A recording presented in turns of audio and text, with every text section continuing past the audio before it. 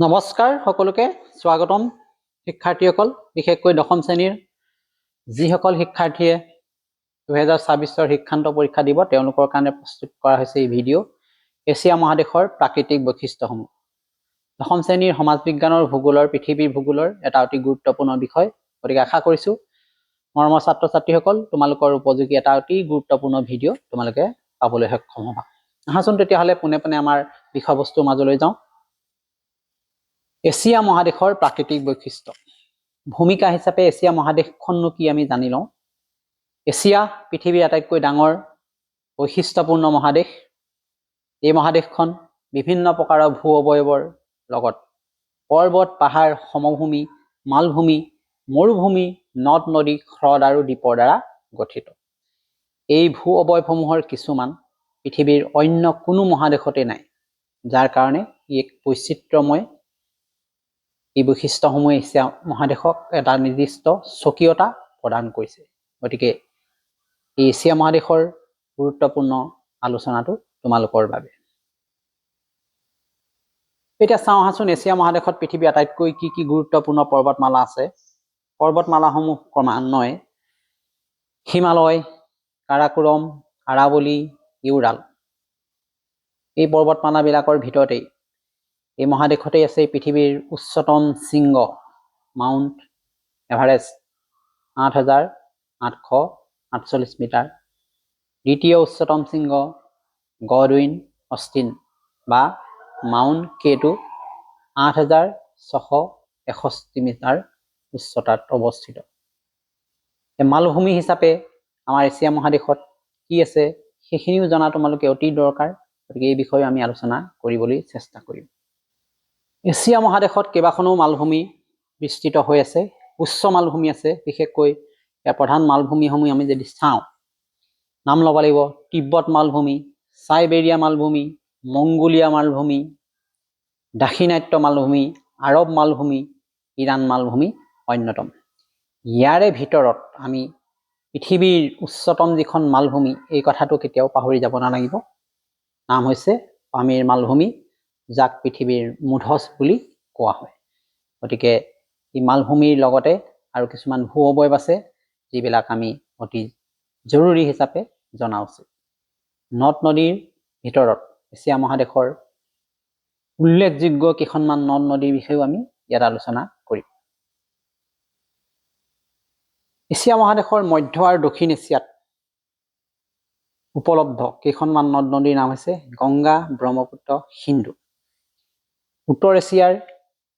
ইয়েনিচি উবি লেনা ঠিক তেনেকৈ পূব এছিয়াত আছে আমুৰ হুৱাংহু চিকিয়াং দক্ষিণ আৰু দক্ষিণ পূব এছিয়াৰ ইৰাৱতী মেকং এই নদীবিলাক অতি গুৰুত্বপূৰ্ণ তোমালোকে মনত ৰাখিবলৈ যত্ন কৰিবা ঠিক তেনেকৈ এছিয়া মহাদেশৰ ভাৰতত থকা উল্লেখযোগ্য কেইখনমান নদী হৈছে গোদাবৰী কৃষ্ণা কাবেৰী নৰ্মদা এইখিনি উল্লেখযোগ্য যে আমাৰ অসমত থকা ব্ৰহ্মপুত্ৰ নদীত পৃথিৱীৰ সৰ্ববৃহৎ এটা নদীদ্বীপ আছে মাজুলী সৰ্বসৰু নদীদ্বীপ উমানন্দও আছে এই এছিয়া মহাদেশৰে অন্যতম বৈশিষ্ট্য ঠিক তেনেকৈ গংগা আৰু ব্ৰহ্মপুত্ৰ নদীৰ যিটো মোহনা আছে তাত থকা যিটো বদ্বীপ সুন্দৰবন পৃথিৱীৰ বিখ্যাত সৰ্ববৃহৎ বদ্বীপ গতিকে এইখিনি তথ্য তোমালোকৰ কাৰণে আটাইতকৈ জৰুৰী এছিয়া মহাদেশৰ লগত জড়িত আন এটা গুৰুত্বপূৰ্ণ বিষয়বস্তু হৈছে হ্ৰদবিলাক এছিয়া মহাদেশত সৰু ডাঙৰ বহুতো হ্ৰদ দেখিবলৈ পোৱা যায় বিশেষকৈ উল্লেখযোগ্য কিছুমান হ্ৰদ যদি আমি এছিয়া মহাদেশৰ ক'বলৈ যাওঁ তেতিয়াহ'লে কি ক'ব লাগিব তোমালোকে জানানে বলখাচ বৈকাল চিল্কা চম্বৰ ডাল পুলিকট লাকটাক আমাৰ মণিপুৰত আছে গতিকে এইবিলাক ইয়াৰে বৈকাল হ্ৰদ পৃথিৱীৰ সৰ্বাধিক দ